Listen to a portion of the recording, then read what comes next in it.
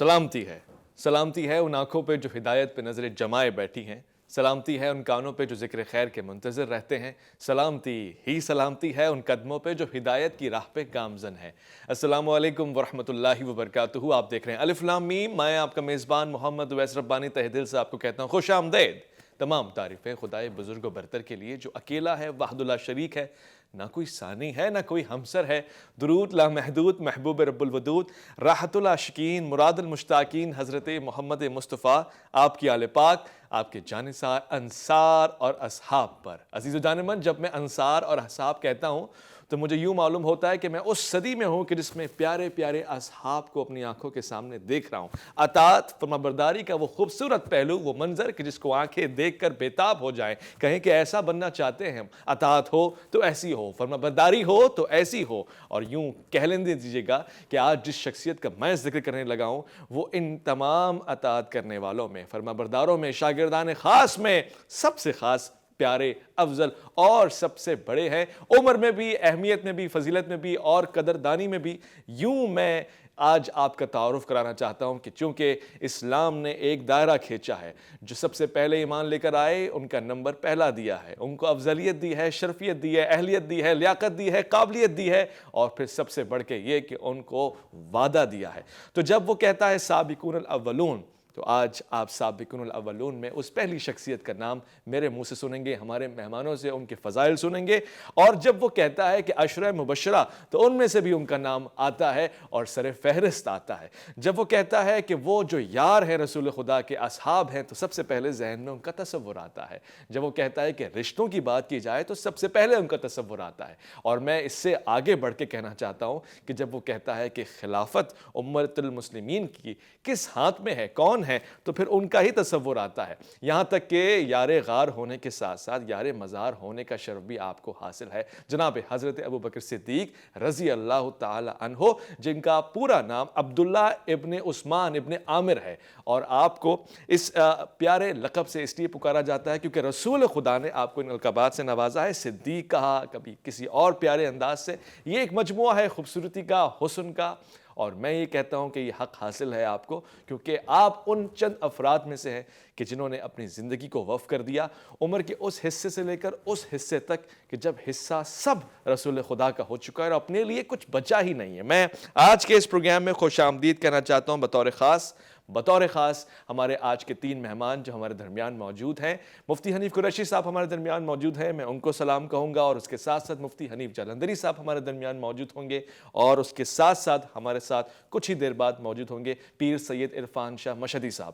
السلام علیکم ورحمۃ اللہ وبرکاتہ۔ گفتگو کا آغاز کرتے ہیں مفتی حنیف قریشی صاحب۔ حضرت ابوبکر صدیق رضی اللہ تعالی عنہ، آپ کی شخصیت کے وہ عوامل، وہ خصوصیات، وہ عناصر، وہ خاص پہلو، وہ زاویے جو ہم تک نہیں پہنچے اور جس کی ہمیں سب سے زیادہ ضرورت ہے، بنیادی طور سے وہ کیا کیا معاملات ہیں، ہمیں ذرا تفصیل سے بتائیے گا۔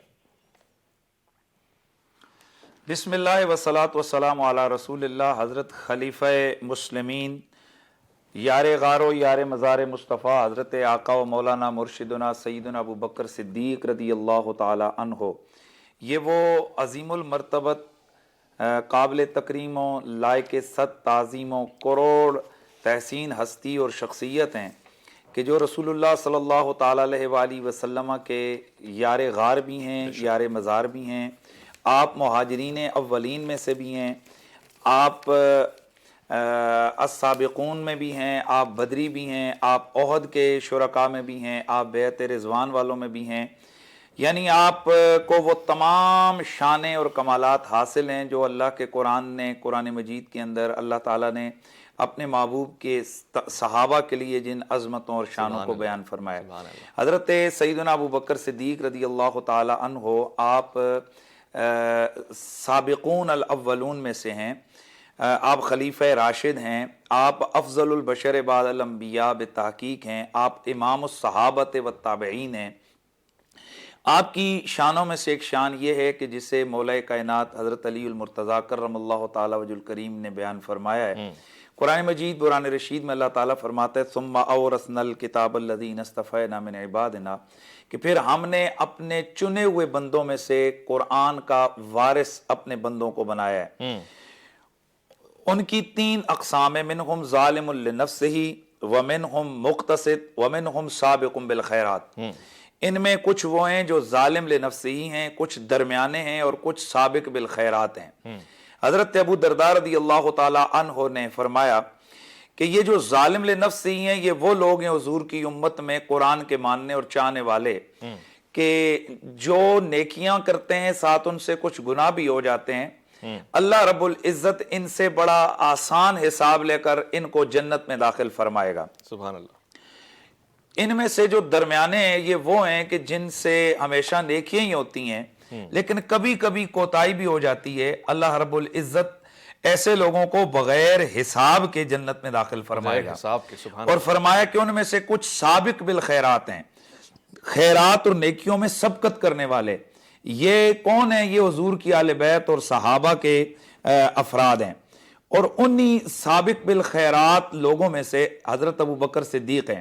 حضرت مولا کائنات مولا علی پاک کرم اللہ تعالی وجہ الکریم سے مروی ہے،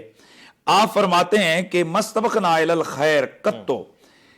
جب بھی کبھی ہم نے خیر اور بھلائی کی طرف سبقت کی، ہم نے نیکی کو پانے کے لیے کوشش کی،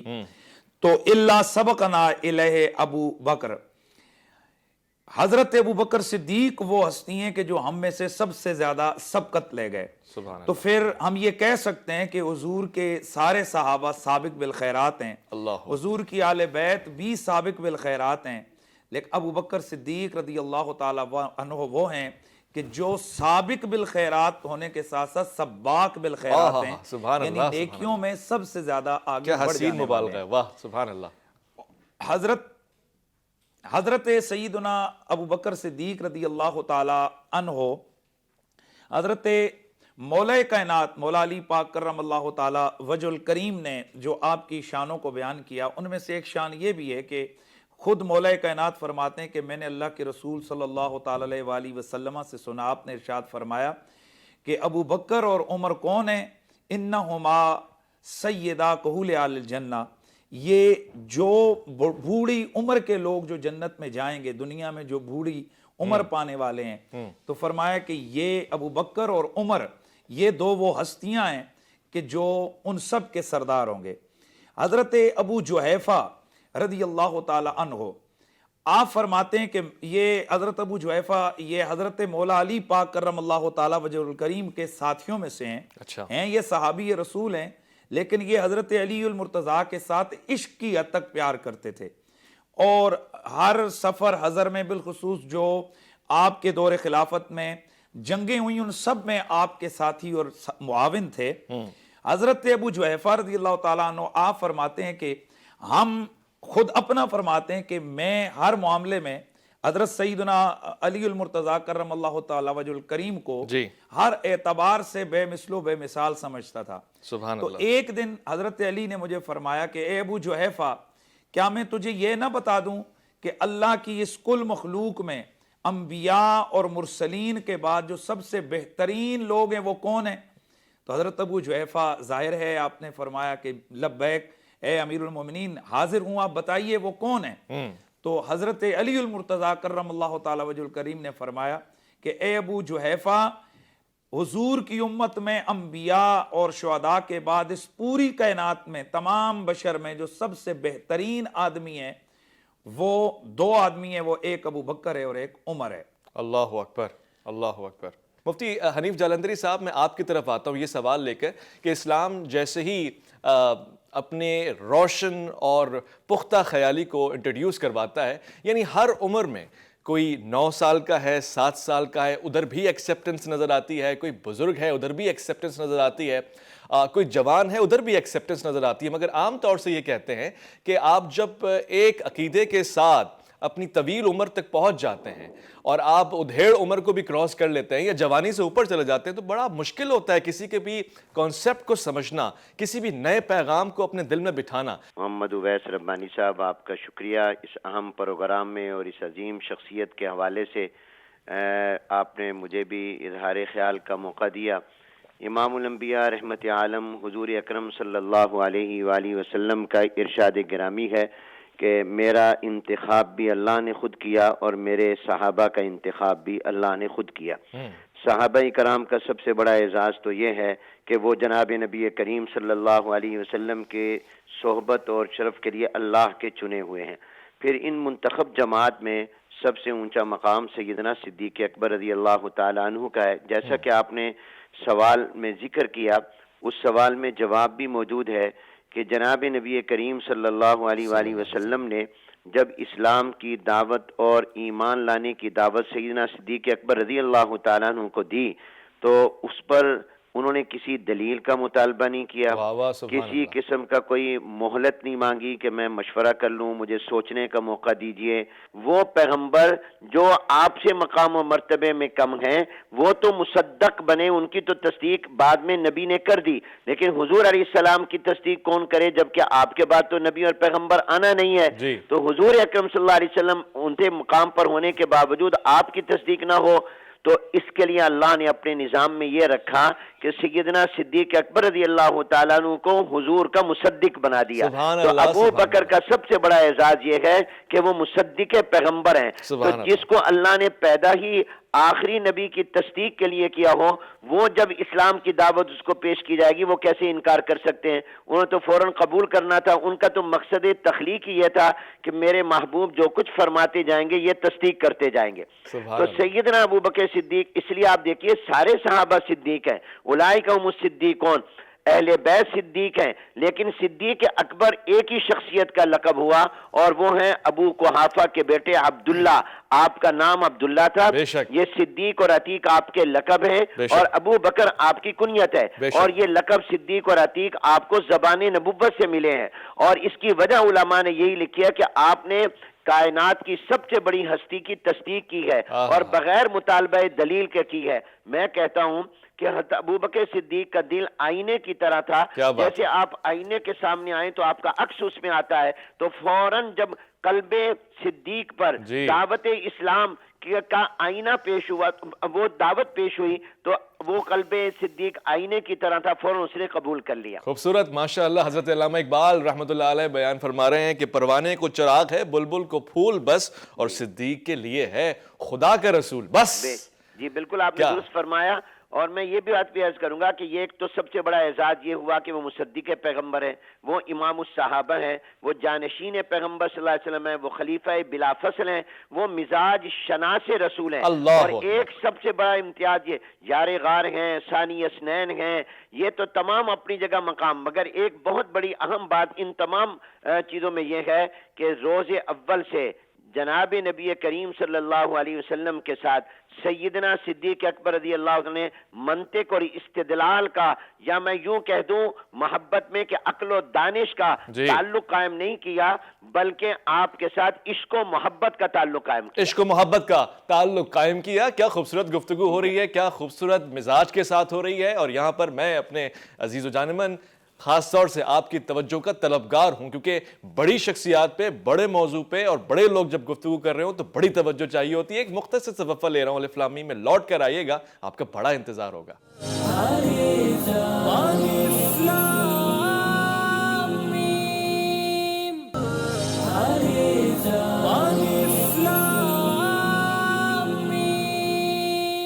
اپنے پھڑکنے کی پھر توفیق دے،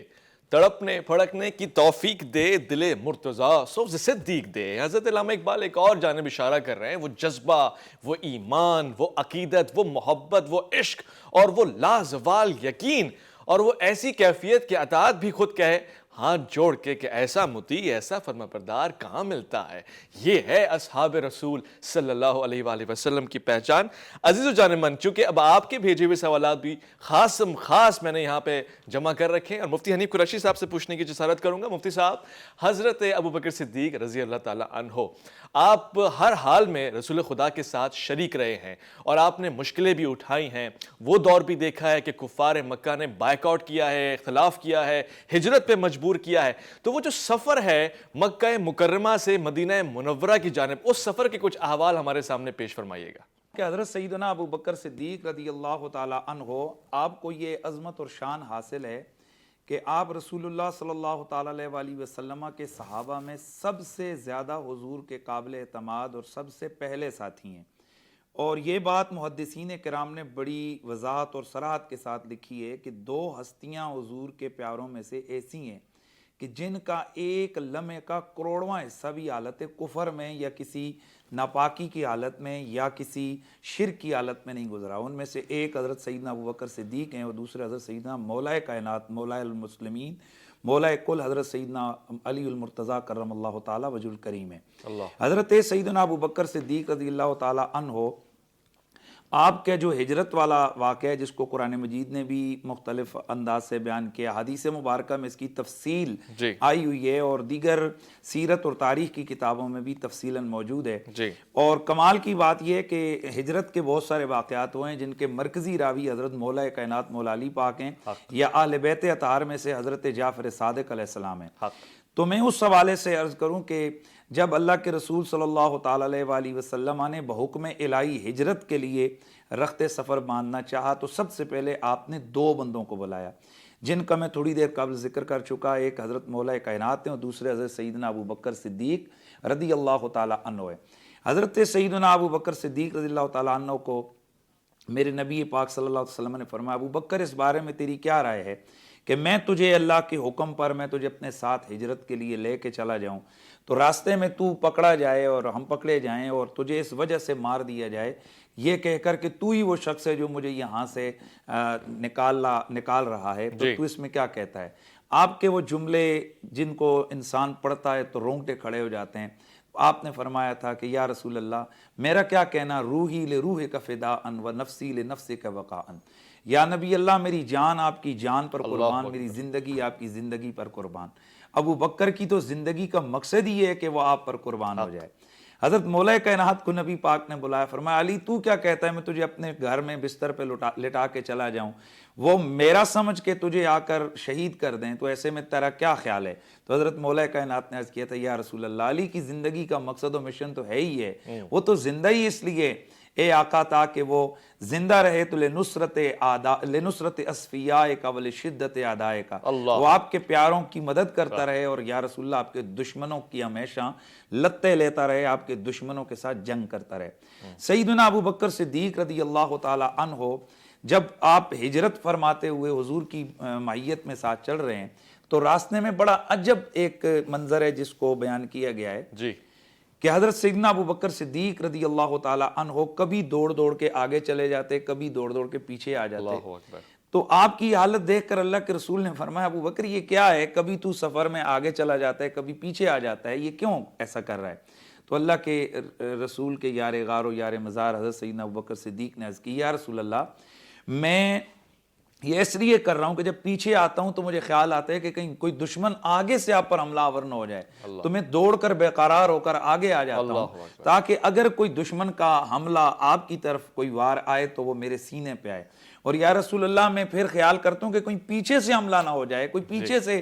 آپ کو اذیت نہ پہنچا دے تو میں دوڑ کے پیچھے آ جاتا ہوں کہ اگر ادھر سے کوئی حملہ آور آئے تو وہاں پر میری پشت پہ حملہ ہو آپ یا رسول اللہ آپ کی جان پر میری جان قربان ہو جائے. سیدنا ابو بکر صدیق رضی اللہ تعالیٰ عنہ وہ ہستی ہیں کہ قرآن مجید کی ایک دو نہیں درجنوں آیتیں شان ابو بکر صدیق میں نازل ہوئی ہیں. سورۃ اللیل کو دیکھ لیجئے یہ ثانی اثنین کی آیت کو دیکھ لیجئے جو تھوڑی دیر پہلے میں نے پڑھی اس آیت کو دیکھ لیجئے وَلِمَنْ خَافَ مَقَامَ رَبِّ جنتان کو دیکھیے اور پھر اصحاب پیغمبر کے علاوہ آل بیت اطہار نے جو شان ابو بکر صدیق میں روایتیں بیان فرمائی ہیں صرف ہم انہی کو بیان کر دیں تو میں سمجھتا ہوں کہ یہ جو معاشرے کے اندر موجود بہت ساری غلط فہمیاں ہیں نا یہ یقیناً یہ دم توڑ دیں گی. حضرت سیدنا ابو بکر صدیق رضی اللہ تعالی عنہ یہ روایت موجود ہے ابن سمان نے اس کو ذکر کیا ہے اور الموافقہ کے اندر اور اسی طرح لالی کے اندر اور بہت ساری کتابوں کے اندر موجود ہے. حافظ طبری نے روایت کی ہے کہ حضرت ابوبکر صدیق رضی اللہ تعالی عنہ آپ نے ایک دن حضرت مولا کائنات کی چہرے عطر پہ دیکھتے ہوئے مسکرا کر فرمایا کہ اے علی اللہ کے رسول سرور کون و مکان سے ابھی کچھ سنا ہے. تو اس لیے میں خوش ہوں. تو آپ نے فرمایا کہ ابو بکر بتائیے کیا سنا ہے. جناب سیدنا ابو بکر صدیق نے فرمایا کہ علی میں نے اللہ کے رسول سے یہ سنا ہے, حضور نے فرمایا کہ جنت میں داخلہ اسی کو ہو سکتا ہے کہ جس کو اجازت نامہ علی کی طرف سے ملے گا. تو حضرت مولا کائنات جواباً مسکرائے اور فرمایا کہ ابو بکر میں تجھے بشارت نہ دے دوں کہ اللہ کے رسول نے اس معاملے میں مجھے کیا حکم دے رکھا ہے. آپ نے فرمایا بتائیے کیا حکم دے رکھا ہے. آپ نے فرمایا کہ مجھے اللہ کے رسول نے یہ حکم دے رکھا ہے کہ اس بندے کے لیے اجازت نامہ لکھنا ہی نہیں ہے کہ جس کے دل میں ابو بکر صدیق کی محبت نہ ہو. مفتی صاحب یہ تو بہت ہی حسین چیز ہے, یہ کہاں بڑی واضح کہ اللہ کے رسول نے یہ باتیں تو سنائی جانے والی ہیں امت پر ابو بکر کی محبت اور ابو بکر کا شکر. جی کیا ہی اچھا ہو ہمارے نصاب پہ کاملیت کے ساتھ ایسے لوگوں کے اوپر بات ہو, ان شخصیات کے اوپر بطور خاص گفتگو ہو. کیا یہ ممکن ہے جلندری صاحب کہ موویز بنائی جائیں, اسلامک موویز بنائی جائیں, اس میں اخلاقی اقدار کا خیال رکھا جائے, اسلامک ویلیوز کا خیال رکھا جائے, پردے کا خیال رکھا جائے, مگر کسی طرح ہمارے بچوں کو ان شخصیات کا دوست بنایا جائے, متعارف کروایا جائے؟ Is it possible? بالکل, نہ صرف یہ کہ پاسبل, میں سمجھتا ہوں کہ ہمیں اپنی اولادوں کو, اپنی نسلوں کو, امت مسلمہ کو, بلکہ دنیا انسانیت کو ان عظیم کرداروں کی زندگیوں سے آگاہ کرنا چاہیے اور ان کی شخصیات اور ان کے کارناموں کو ہمیں اپنے نصاب تعلیم میں شامل کرنا چاہیے.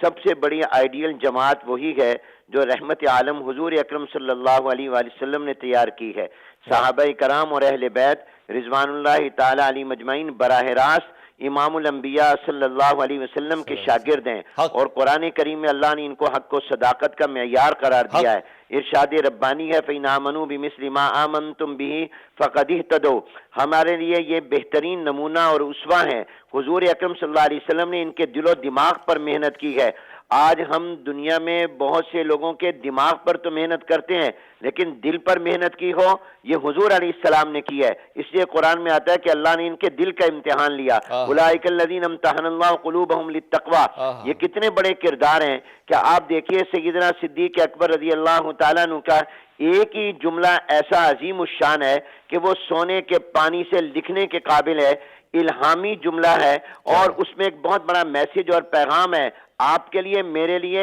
تمام امت مسلمہ اور دنیا انسانیت کے لیے. اس کا پس منظر عرض کرتا ہوں کہ جب جناب نبی کریم صلی اللہ علیہ وسلم کے دنیا سے پردہ فرمانے کے بعد, آپ کے وصال کے بعد بہت سے فتنوں نے سر اٹھایا, جس میں بہت سے منافقین جو پہلے انہوں نے اپنے کفر کو چھپایا ہوا تھا کھل کر سامنے آئے, مرتد ہو گئے, ارتداد کا اعلان کیا. بہت سے لوگوں نے زکوٰۃ دینے سے انکار کیا, جھوٹے مدعیان نبوت کے فتنے آئے. تو سیدنا صدیق اکبر رضی اللہ تعالیٰ نے مشکل ترین حالات میں جہاد کا اعلان کر دیا. اللہ اکبر. سیدنا فاروق اعظم رضی اللہ تعالیٰ نے عرض کی امیر المومنین, حضور علیہ السلام کے دنیا سے جانے کا صدمہ اتنا بڑا صدمہ ہے کہ ابھی تک ہم اس سے سنبھل نہیں پا رہے. آپ اس فیصلے پر نظر ثانی کریں, اس کو مؤخر کر دیں, ملتوی کر دیں. تو حضرت ابو بکر صدیق رضی اللہ تعالیٰ نے فرمایا جبار فی الجاہلیہ و خوار فی الاسلام. آپ اسلام قبول کرنے سے پہلے تو بہادر تھے, کیا اب آپ اس بہادری کے مقام پر نہیں رہ گئے؟ آگے ایک بڑا عظیم جملہ فرمایا اینقص الدین و انا حی. کیا ایسا ممکن ہے کہ ابو بکر کے سامنے حضور علیہ السلام کے لائے ہوئے دین کا لوگ انکار کریں اور ابو بکر زندہ ہو؟ میں تنہا لڑوں گا لیکن حضور علیہ السلام کے دین پر پہرا دوں گا. اگر آج زکوٰۃ کے انکار پر خاموشی اختیار کی گئی, جھوٹے مدعیان نبوت کے حوالے سے کوئی اقدام نہ کیا گیا, اور آج اگر مرتدین کے خلاف کوئی اقدام نہ ہوا تو کل کو لوگ نماز کا انکار کر دیں گے, پھر تو حج کا انکار کر دیں گے, پورے دین کا انکار کر دیں گے. ابو بکر کی زندگی کا مقصد تو تاجدار مدینہ حضور اکرم صلی اللہ علیہ وآلہ وسلم کے دین کا تحفظ ہے. آج ہر مسلمان کو چاہیے کہ ایک تو اس کا ایمان اس طرح ہونا چاہیے کہ جو شریعت اور قرآن کہے وہ اپنا سر جھکا دے اور اس پر فوراً وہ سر تسلیم خم کر دے. جیسے ابو بکر صدیق رضی اللہ عنہ نے سرکار دو عالم صلی اللہ علیہ وسلم کی زبان مبارک سے نہیں سنا کہ آپ معراج سے آئے ہیں, یہ کافروں کی زبانی سنا, اور کافروں نے اس خیال سے ابو بکر کے سامنے السلام نے بیان کیا کہ یہ بھی شک میں مبتلا ہوں گے، تصدیق نہیں کریں گے، تو سیدنا صدیق اکبر رضی اللہ تعالیٰ نے کافروں کی زبان سے واقعہ معراج کو سن کر ارشاد فرمایا کہ اگر میرے محبوب نے یہ فرمایا تو میں ابو بکر اس پر ایمان لاتا ہوں اور تصدیق کرتا ہوں کہ میرے نبی نے درست فرمایا، سبحان سچ اللہ، فرمایا۔ سبحان اللہ، اس لیے کہ ہم تو اس سے بڑی بات مانتے ہیں کہ ہم ان کے پاس موجود ہوتے ہیں، وہ ارشاد فرماتے ہیں ابھی جبرائیل السلام آئے تھے، سبحان اللہ کا یہ حکم قرآن لے کر آئے تو جبرائیل علیہ السلام اگر وہ دن میں کئی مرتبہ آسمانوں سے زمین پر آ سکتے ہیں تو ہمارے پیغمبر صلی اللہ علیہ وسلم کا مقام تو ان سے بھی اعلیٰ ہے، ان کی تو جہاں انتہا ہے ہمارے نبی کی ابتدا ہے۔ دخل بالمعقولات کے لیے معذرت ہوں، وقفے کی طرف جا رہا ہوں، مگر چونکہ آپ کی بات سے ریلیونٹ ہے، انتہائی مؤثر ہے یہ آج کے معاشرے میں۔ حضرت فرماتے ہیں کہ جو جسم حرام پر پرورش پاتا ہے وہ کبھی جنت کا حقدار نہیں ہو سکتا، تو اگر آپ واقعی ماننے والے ہیں تو حرام کاموں سے بچیں، ان افعال سے بچیں، ان اعمال سے بچیں۔ ایک مختصر سا وقفہ ہے، لوٹ کر آئیں گے تو آپ کی شخصیت پہ مزید گفتگو کریں گے۔ الف لام میم میں آپ کا انتظار رہے گا۔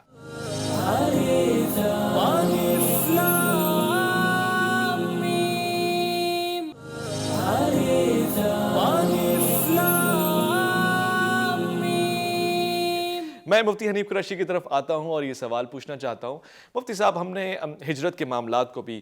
زیر غور لا کر بہت کچھ سیکھا، پھر آپ نے اس حدیث کی طرف، اس واقعے کی طرف اشارہ کیا کہ جب میں مولا مشکل کشا حضرت علی مرتضیٰ کی جانب سے آپ کے فضائل سن رہا ہوں، یہ بہت بڑی بات ہے، ہمارے معاشرے میں ایسے واقعات سنائے جانے کی ضرورت ہے، شان والا ہی شان والوں کی باتیں بیان کر سکتا ہے۔ اب میں ذرا ایک اور باب کی طرف آنا چاہتا ہوں، بطور خلیفہ حضرت ابوبکر صدیق رضی اللہ تعالیٰ عنہ ایسے کون سے امور ہیں، جیسے ابھی گفتگو میں آیا زکوٰۃ کے معاملے میں بھی اور پھر دیگر، مگر وہ مشکل دور جو آپ نے سنبھالا اس کو کتنی آسانی سے ہینڈ اوور کر کے اگلے والوں کے لیے، خلفائے راشدین کے لیے آپ نے تیار کر کے دیا، اور خاص طور سے وہ کیا کیا چیلنجز تھے، وہ کیا کیا مشکلات تھیں جو آپ کو درپیش تھیں، جس پہ آپ نے دین کو، امت کو سنبھالا دیا ہے؟ دیکھیں سب سے بڑی بات تو یہ ہے کہ رسول اللہ صلی اللہ تعالیٰ علیہ وآلہ وسلم کے وصال با کمال کا وہ جو موقع تھا وہ سب سے میں سمجھتا ہوں کہ صحابہ کے لیے مشکل ترین مرحلہ تھا۔ جی، ایک عظیم دلیر شجیع اور بڑے ہی دانشمند صحابی ہیں حضرت سیدنا عمر فاروق رضی اللہ تعالیٰ عنہ، لیکن اس وقت حضور کے فراق اور جدائی کے غم میں آپ پر اس قسم کی کیفیت کا ورود اور نزول ہوا کہ آپ تلوار اٹھا کر سامنے آ رہے ہیں اور فرماتے ہیں کہ اگر میرے سامنے کسی نے کہا کہ اللہ کے رسول کا انتقال ہو گیا تو میں اس کا سر تن سے جدا کر دوں گا، اور ہر طرف ایک ہیجانی اور پریشانی کی کیفیت آ رہی ہے۔ اس مشکل ترین لمحات میں بھی اگر کسی ہستی نے اس ساری مشکل میں اس پوری صحابہ کی جماعت کو، پھر جو اہل بیت اطہار کا وہ جو یقیناً غم، ان کا دو طرح کا غم تھا، ایک حضور کا خاندان کا ایک رشتہ تھا، دوسرا ایمان کا رشتہ تھا، ان سب کو جو سنبھالا دینے والی ہستی ہے حضرت سیدنا ابوبکر صدیق رضی اللہ تعالیٰ عنہ کی ہے۔ اور پھر آپ نے رسول اللہ صلی اللہ تعالی وسلم کے بعد جب آپ خلافت پر متمکن ہوئے تو آپ کے پورے دور خلافت کو دیکھیے، خود حضرت مولا کائنات علی المرتضیٰ سے مروی یہ روایت ہے، آپ فرماتے ہیں کہ حضور کی پوری امت میں سب سے نرم دل اور سب سے زیادہ الین جو نا ارفق اور نرم دل رکھنے والا ابوبکر صدیق ہے۔ اور اس پہ حضرت علی المرتضیٰ نے یہ بات ان کے وصال با کمال پہ تفصیل سے یہ روایت امام احمد بن حنبل نے فرمائی ہے کہ حضرت مولا کائنات روتے بھی جا رہے تھے اور فرماتے جا رہے تھے کہ اے ابو بکر خدا گواہ ہے کہ تم نے اللہ کے رسول صلی اللہ تعالی علیہ وسلم کے ساتھ عہد کو وفا کیا اور اللہ تم سے راضی۔ پھر ان کے کمالات کو آپ نے گنوایا، یہ تقریباً 1.5-2 صفحے کی حدیث ہے، تو جس میں مولا کائنات آگے چل کر آپ فرما رہے تھے کہ اے ابو بکر، پھر اللہ کے رسول نے جب آپ کا وصال با کمال ہونے لگا تھا تو انہوں نے فرمایا کہ میرے مصلی پر ابو بکر کو کہو کہ وہ کھڑا ہو کر نماز پڑھے، اور پھر آپ نے فرمایا کہ اے ابو بکر جب اللہ کے رسول نے ہمارے دین کے لیے تمہیں چنا، ہماری امامت کے لیے، نماز کی امامت کے لیے تمہیں چنا، تو پھر ہم نے تمہاری خلافت کے حوالے سے ہم نے پھر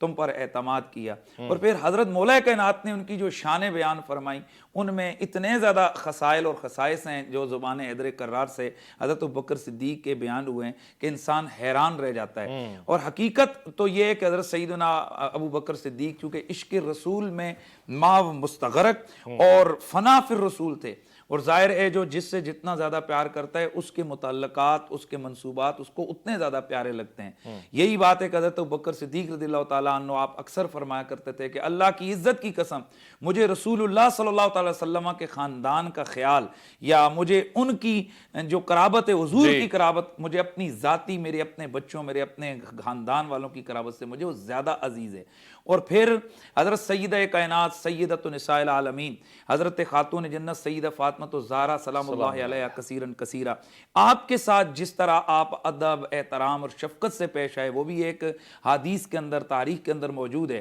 اور پھر حسنین کریمین حضرت امام حسن مجتبیٰ تشریف لاتے، حضرت سیدنا ابوبکر صدیق رضی اللہ تعالیٰ عنہ ان کے آگے کھڑے ہو جاتے، حضرت امام سیدنا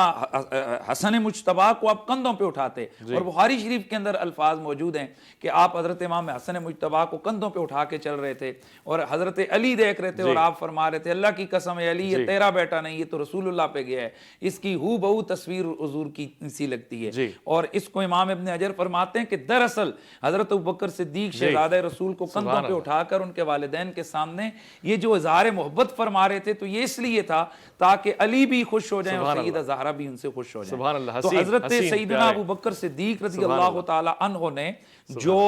مرتدین کے خلاف آپ نے جہاد کیا، منکرین زکوٰۃ کے خلاف، ختم نبوت کے منکروں کے خلاف، ایک طرف آپ اتنے ارفق اور نرم دل ہیں کہ خود مولا کائنات سے مروی روایت ہے کہ آپ چھوٹی چھوٹی بات پہ جب ہوتی تو آپ رو پڑتے، آپ کے آنسو بہ پڑتے، اور خوف خدا کے اندر آپ کا رونا یہ تو ضرب الجسد، یہ ایمان ہے۔ آپ جہاں بیٹھتے تو آپ کی داڑھی آنسوؤں سے تر ہو جاتی، اللہ ہمیں یہ اور نیچے جگہ آنسو ہی آنسو ہو جاتے۔ اور اب ہمارے ساتھ موجود ہیں حجت الاسلام والمسلمین پیر سید عرفان شاہ مشہدی صاحب۔ میں آپ کو خوش آمدید کہتا ہوں سلام کے ساتھ ساتھ، اور پھر میں آپ سے سننا چاہتا ہوں وہ کمائل، وہ فضائل، وہ اوصاف، وہ خوبصورتیاں، وہ اطاعت، وہ فرمانبرداری، وہ پیروی حضرت ابوبکر صدیق رضی اللہ تعالیٰ عنہ کے حوالے سے کس طرح اصحاب میں سب سے زیادہ نمایاں آپ ہیں، اور کیا وہ خصوصیات ہیں جو سب سے زیادہ خاصم خاص ہیں، بیان فرمائیے گا۔ کمال۔ حضرت ابوبکر صدیق رضی اللہ تعالیٰ عنہ سے جب یہ پوچھا جاتا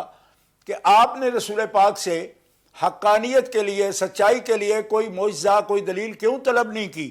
اور جب آپ نے آپ کو دعوت دی، سید عالم نے آپ کو دعوت دی، آپ نے فوراً تصدیق کر دی،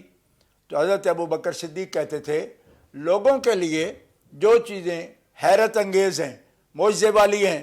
اور جنہیں دیکھ کر وہ قبول اسلام کرتے ہیں یا نبی علیہ السلام کی دعوت کو درست تسلیم کرتے ہیں، میں اس سے پہلے اعلان نبوت سے پہلے بچپن سے ان کی زندگی دیکھ چکا ہوں، جو پاکیزگی، جو طہارت، جو عمدگی سیرت، جو حسن اخلاق ابتدا سے ہی آپ میں پایا جاتا ہے۔ میں حیرت سے آپ کی اس ساری زندگی کو دیکھتا تھا کہ یہ ہم میں، ہمارے اس شہر میں اور اس قبیلہ میں یعنی قریش میں اور بنو ہاشم میں اس عمر کے بچے اور بھی ہیں، لیکن اللہ کے حبیب جیسا کوئی نہیں۔ تو میرے لیے آپ کی وہ زندگی ساری کی ساری معجزہ تھی، اور میں تو اس پر تیار تھا کہ آپ کے اعلان نبوت اور رسالت سے پہلے میں سوچتا تھا یہ کوئی عام شخصیت نہیں ہے، عام ہستی نہیں ہے، اس لیے کہ جو طہارت، جو پاکیزگی اور جو عمدگی سیرت آپ میں پائی جاتی ہے، میرے لیے وہ کسی معجزے سے کم نہیں تھی، اس لیے میں نے کوئی اور معجزہ طلب نہیں کیا ایسا محیر العقول کہ اس کی روشنی میں میں اسلام قبول کروں۔ تو حضرت ابوبکر صدیق رضی اللہ تعالیٰ عنہ کی سیرت اتنا عمدہ ہے، اخلاق اتنے پاکیزہ ہیں، اور جن لوگوں نے اکتساب فیض کیا رسول پاک صلی اللہ علیہ وسلم سے، حضرت ابوبکر صدیق رضی اللہ تعالیٰ عنہ ان سب میں سبقت لے گئے۔ اسی لیے اللہ کے حبیب صلی اللہ علیہ وسلم فرماتے ہیں والسابقون الاولون من المہاجرین والانصار والذین اتبعوهم بإحسان رضی اللہ عنہم ورضوا عنہ وأعد لهم جنات۔ جو سبقت والے ہیں، پہلے ہر